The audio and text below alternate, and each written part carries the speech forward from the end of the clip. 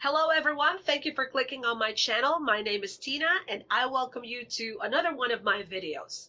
Today I am going to talk about the advanced forms and types of verbal communication in the workplace. By the way, this is the second part of a two-part video on forms and types of verbal communication in the workplace.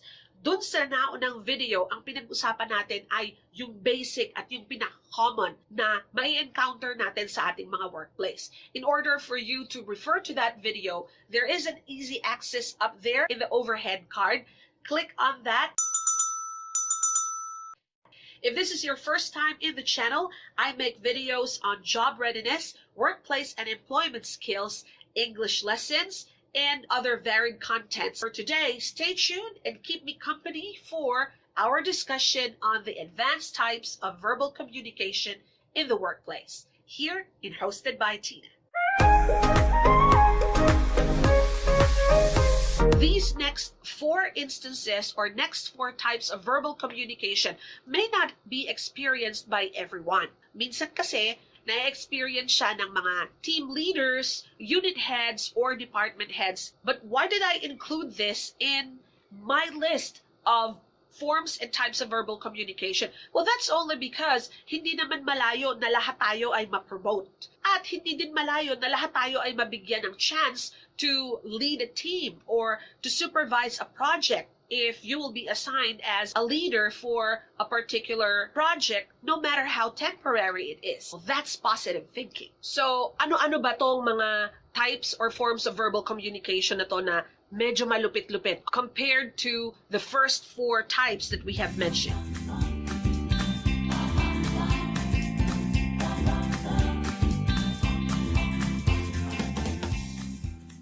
This is the next type of verbal communication. This is when we solicit ideas and inputs from our colleagues.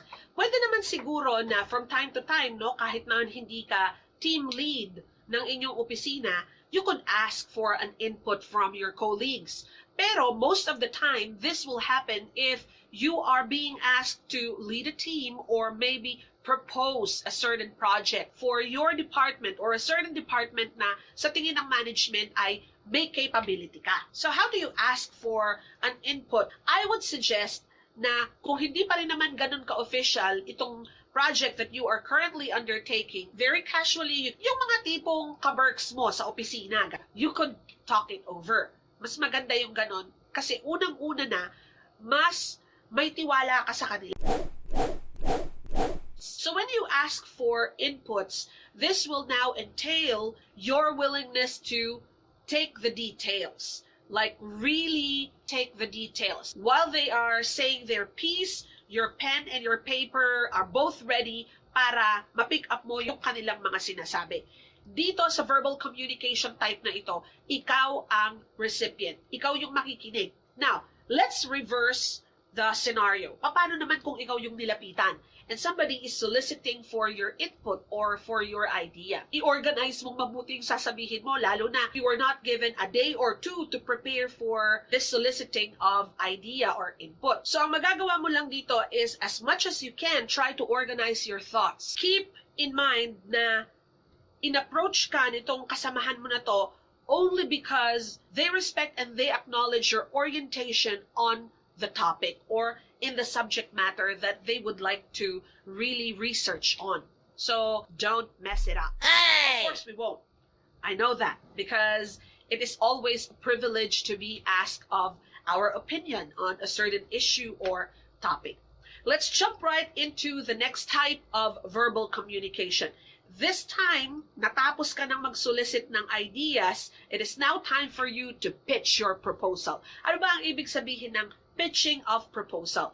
Ito yung magsasuggest ka or magre-recommend ka na sa inyong opisina or kahit na ba sa inyong unit or department. Let me stress that when you pitch a proposal, it is a very positive sign for you being an employee dahil hindi ka naman magpo-propose if at all you don't care of what's happening around you. Ano ba ang mga kailangan natin gawin when we pitch a proposal in order for us to be very clear with what we are proposing and it is easy for our audience and our listeners to digest and appreciate the project that we would like to undertake.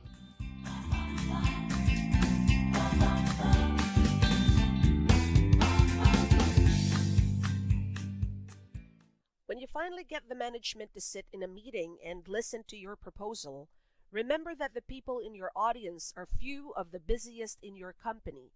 So make the proposal clear, concise, and convincing. These are the 3 C's in pitching proposals: clear, concise, convincing. Paano nyo itong magagawa na at the same time magkakaroon pa din ng magandang epekto at mabigat na impact ang inyong presentation? Hatiin ang presentation sa 3 bahagi kung saan pwede nyong i-discuss ang kabuuan ng inyong proposal. Hatiin ito sa introduction, body of the presentation, and conclusion. Kung isasali natin ito sa pagkukwento o storytelling bilang isang mabisang pattern ng presentation, pwede nyo din itong hatiin sa tell what you will tell them, and tell them what you've just told them. Sa introduction, sabi nga, tell them what you will tell them. Magbigay ng background ng proposal. Ano ba ang kasalukuyang kalakaran sa tanggapan o sa kumpanya? Ano ang mga limitasyon o mga nagiging problema ng kasalukuyang sistema o kalakaran? Anong particular issue ang na-identify mo na pwedeng pagmula ng bagong project, system, or practice at nagtulak sa iyo para mag-ahin ng proposal na ito? Sa body of the proposal naman, saan patungkol ang project o idea? Ano ang mga pangangailangan sa kasalukuyan na maa-address ng project na ito? Ano ang mga improvements na maaasahan kapag naipatupad na ang project na ito? Ano-anong mga current at projected data ang pwede mong ipakita sa iyong audience para mag-gauge nila ang lawak ng pag-aaral na ginawa mo para sa proposal na ito? I-present ang mga data gamit ang mga attention-catching presentation tools gaya ng graph, tables, at charts. Ito ang tell them part. Sa closing presentation, isummarize lang ang lahat ng mga mahahalagang points na nabanggit mo.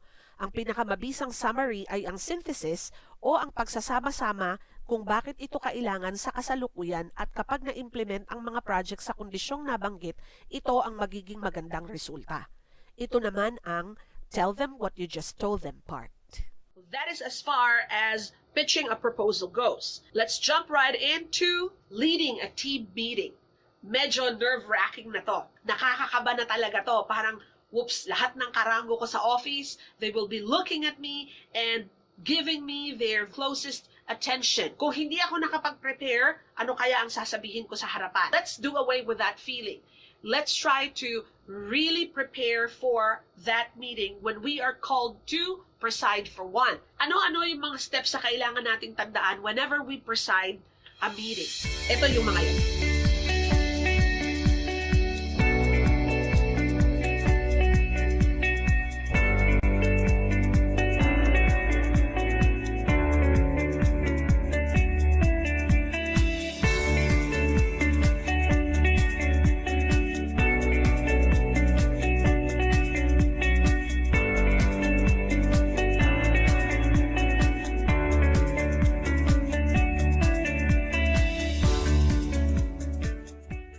I really like the recommendation or that particular step na nagsasabing you have to assign other speakers in order for you as the presiding officer not to sound monotonous.